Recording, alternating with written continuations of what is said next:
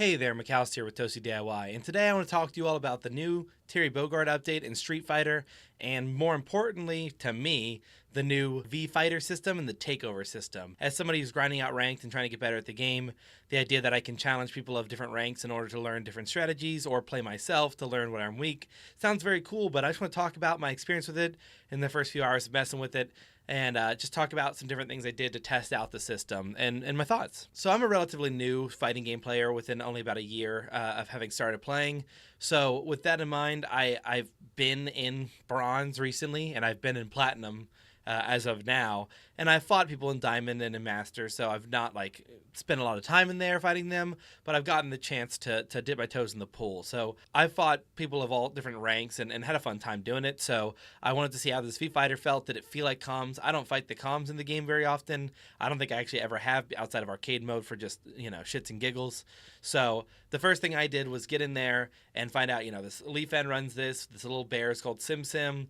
And the first thing that I think is kind of odd is that Lee Fen, when at the end of the rounds, they give you comments on how you can improve, but they're voiced in Lee Fen's dialogue, which I think is a weird decision considering that she's not very helpful. She just says things like, "Hey, you're in the corner. Try jumping out." And I'm like, great. Very cool. I think if they just rephrased it of "you got trapped in that corner, you might look for opportunities to get out" would be a better way to say it. But Lee Fen's a little younger, and so her character dialogue when it comes up to try to help you just sounds disingenuous to me.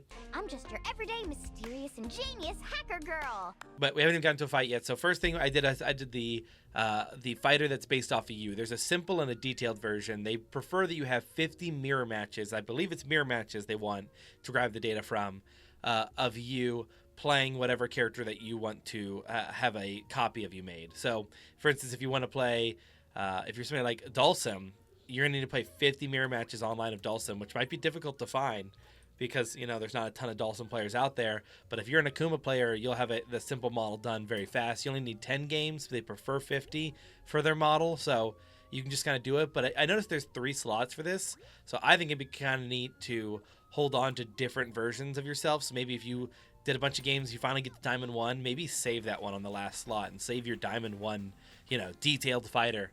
And it'd be fun maybe a year from now to go back and play that version if you're truly maining one character. And then leave a slot open for just copying you whenever you need to just find out your new weaknesses. But I fought my V-Fighter, and it was all right. I think there was a few times where it was definitely what I would do. There's going to be a spot where we Kyoken each other 3 times in a row, and that is exactly my ideal gameplay is back up, throw those, feel the water. I try to keep the game slow because once it starts getting fast, I get a little overwhelmed. Unless I'm the aggressor, of course, that's the easiest time for it to go fast. So with that in mind, it was fine. However, this one was made off about 20 matches, not 50 like it recommends. I felt my character was very jumpy. I'm wondering if any of those games that I had played in the past, I played someone who was specifically bad at anti-airing, because in those cases, I'll jump all day. I'll jump and I take advantage of that as long as I can. Getting a heavy kick in is just one of the best feelings. So I felt like I was seeing glimpses of myself in this V-Fighter, but not really any major. I wouldn't have someone play that and think that's definitive of me in any way, besides maybe the turtling, but the jumping was just weird. They also EX the flip over attack. I can't remember the name, but I never really use that attack. I use it very sparingly. It's kind of my catch button. If I've played the whole game and I realize I haven't used it, I'll throw it out. So that was interesting, but with that in mind, I moved on from the V-Fighter of yourself to just the ones that are supposed to emulate of different ranks, and I figured a good way to do this is I've been trying to climb through Platinum. I'll fight a Platinum for Zangief on Modern and Classic and see if there's a different variety, because I've felt when I play online, Zangief is one of my favorite matchups. I'm very aware of his moveset. I don't get too confused on what's plus and what's not plus, so I thought I'm going to see if Classic plays any different than Modern, because I feel when I run into Modern players in Platinum, they're usually SPD warriors who have gotten up here through, strategic use of SPD, if you want to call it strategic. Everyone has a different play style. I personally like fighting Modern Zangiefs because the ones that do lean on SPD, I find a lot of fun to show them where that fails, because it just feels good. Spend a lot of time getting a pile drive by that guy and then get a turn on him feels fun. So on the Classic one, I felt that one was a lot stronger. Maybe it was just because it's my first round and I'm playing on keyboard instead of my normal leverless controller. So that one felt like it really had me. The anti-airs were tighter than I usually feel like I run into, but Zangief's typically, in my experience, tend to be pretty good at it since Lariat's a pretty quick move to come out. But that one did not SPD very often, and it caught me off guard. There were definitely a few times where I thought that it was going to grab me, and it didn't, which I'm like, that didn't seem very Zangief of you, but maybe that's the platinum showing that you didn't know your timing and you didn't get it, because I feel like if there's a chance, they get me. They get me every time, and I usually just have to accept that. That's just part of the game of playing them. But when I went to Modern, I would have thought the anti-airs would have gotten better. I felt like they were a little worse, and I just didn't find there was a big difference between the two. I thought there would have been more of one. I thought there would have been more of that rollover attack Zangief does and more DIs. I just find that a lot of Zangief's push for that, like any opportunity that they can get a guaranteed SPD, especially in my rank. I wonder if I go down and play Zangief down the ladder if I'll get that, because you know what I'm talking about if you've played online, that you'll eventually run into a Zangief who pretty much does the rollover attack and then does DI, and they do that pretty much ad nauseum trying to get you. So I didn't feel like those were very indicative of the ones I played. They were indicative of the ones that were like the top, like when I get to Plat 4 and I'm fighting them, those were the difficulty of the ones that I'm like, they're trying to climb to. They're learning their character. So that was kind of cool, but I didn't think it was anything wild. It didn't feel much better than a normal player. It didn't feel human to me. There were times where I just thought they would do things and they didn't, but clearly it's not a human. So moving on to I decided to play a Master's character. I decided to play a Master Jury because I wanted to see what the long string combos would look like. I got one round in and then got called away, so I ended up losing that round just by kind of forfeiting. But I won the first round. I was like, that's kind of weird. You know, I don't think I'd beat a Master player. Maybe on their bad day, on my good day, I could take a Master player, but not because of like any major experience. Just because sometimes you're having it off. And so I fought the Master level Jury. Maybe it's the difference. You kind of learn bad habits in certain ranks and you got to lose them in other ranks. Maybe those bad habits are just so startling to the robot playing Master it doesn't understand, but a human I feel like would adapt. I beat the Master Jury, and I have to say it wasn't really hard. I didn't feel like I had to work very hard for it. It was very susceptible to grabs, so I just kind of abused that. It's how I feel about most of the CPUs in a game. There's some sort of abuse you can get in there, and on a human player it's like fool me once, fool me twice kind of deal. At the fool me thrice, they're tired of it, and even if it results in their detriment, they usually stop you from doing that thing again by drive reversal, wake up DP. They just get frustrated, and this bot didn't seem to get frustrated as it didn't catch me DP at any point. I feel like a DP is one of the biggest things I get caught on that'll end my whole game. And this bot never caught me once. I mean, it just didn't play that style. Now, this is day one of it. Maybe it's starting to get the details of each character, and maybe it'll be better in a few months from now. So I'll probably check back in with another recording of this. But fighting a Master Level Jury did not feel right. And I got this odd message at the end, which was, Golden Glove Zero, this training program may not be, you may be outgrowing it or something like that. And I can't tell if that was it, just trying to give you a compliment of, oh my gosh, you're so good, you could beat Master players, you may not need us anymore. Or if it was literally saying, around the Master rank or around a certain rank, it stops being as helpful, which I feel could be very true, because I feel there's obvious gaps in knowledge on the way up to Gold and Platinum. I feel like Platinum 1 is where you hit this kind of filter ground where to get from Rookie to Bronze, you really just probably need to learn how to DI and maybe how to do a quarter circle.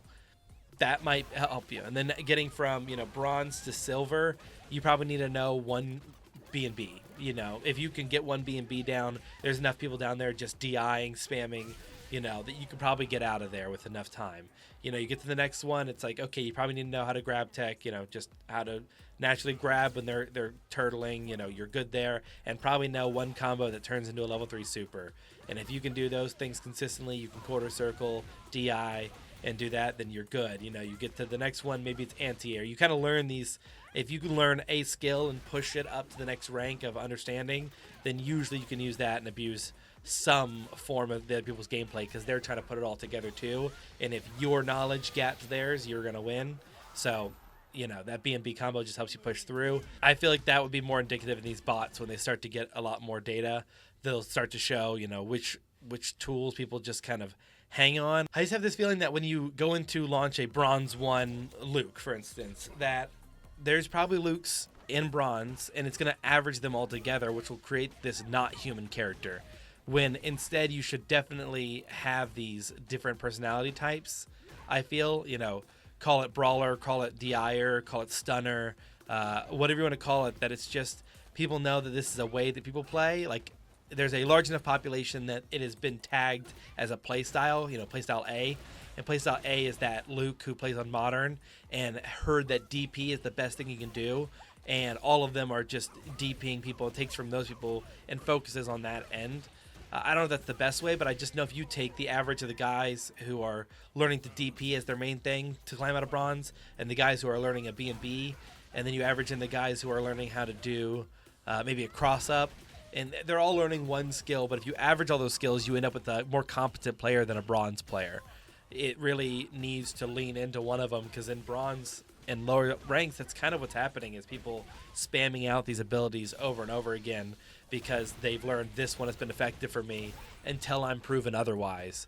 And that's what I think a big part of the early game is learning that, every move seems overpowered until you learn its answer, and then slowly no move's overpowered, you're just bad or they're just good. So overall, that was an interesting time messing with the V-Fighter system. I don't think I'll use it much more, sadly. I will probably toy with it in like a month or two after I get a lot more replays in for Chun-Li, maybe mirror matches so I can get a detailed fighter. I'm excited for that. But the Takeover system is really cool, so it seems so far. You're able to take over games that aren't even yours, so you can watch a professional match, and I just think this is so fascinating. You can go watch a game, and it's going to be so cool for content creation. I'm just now thinking about how it's going to work. If you like Brian F. or Diaphone, Brian F. talks about doing videos where he used to recreate scenarios and get them all recorded so he could replay them to find out what he could do better. And that's a wild level of commitment to me. But he talked about how he's going to be able to take over with Takeover in order to do that. But these World Warrior tournaments that are taking place solely online, you're going to be able to go into those and see the defining moments and be able to take over the replay of your favorite pro who plays your character. For me, it's Moki. You're able to replay Moki's moment as it was and see if you could have done a better job. Theoretically, you couldn't do a better job than a professional unless you are one. But you can find out what the optimal combo would have been, what maybe would have sent Moki into the victory. And it's going to be cool to see professional players use that in their videos to show you how things could have gone differently. Like how bad missing this one anti-air was for the end of EVO. Those sorts of things. They're going to be able to show you just how big of a difference there could have been if there was grace under pressure. So I'm really excited that the Takeover mode's cool. The only thing I had a problem with was on the computer. I didn't know what my reset button was. So I felt like I just had to wait for the thing to time out and then reset me. But if it just lets you hit the button to reset, I'm already excited. I have footage here of me trying to figure it out with this Terry character. In the corner, I was letting the guy grab me over and over again, thinking he would eventually go for a different move. He grabbed me a lot more than I was expecting. But eventually he went for another attack, and now I can take over from that attack and find out if I was able to break through it or maybe I wasn't. And so I tried out some different things, and I just think that's really cool. And then found out that you can take over games of online replays, which is super awesome because I'm trying to get better at this game, and I cannot Brian F things. I can't just hop on a Honda and pull off a 1,000 hands combo that I don't understand without a little bit of practice. And by then I've lost the initial confusion of what happened because I've just gone through so much setting it up that I'm just tired of it, or I'm just too brain dead to go through with anymore. So now I'm able to take over in a fight. If I was complaining and I was whining like it was my fault or that character's broken, you can now go back and show somebody the character's not broken. Here's what you should have done. Light, tap, do bird kick, whatever.